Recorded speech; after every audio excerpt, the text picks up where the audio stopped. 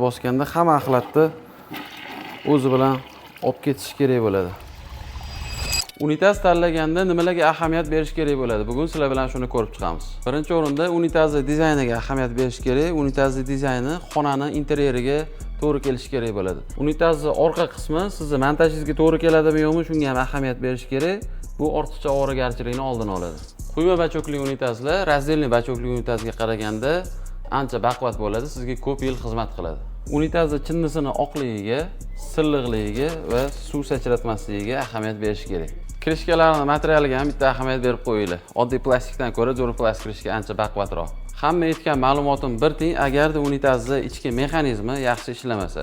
Yaxshi unitazni mexanizmi knopkani bir marta bosganda hamma axlatni bittada tortib ketish kerak bo'ladi. Ikkinchi marta bosishga ehtiyoj qoldirmasligi kerak va o'zidan keyin iz qoldirmasligi kerak. Shu bilan birgalikda ovoz umuman chiqmasligi kerak. Past dovushda ishlashi kerak bo'ladi.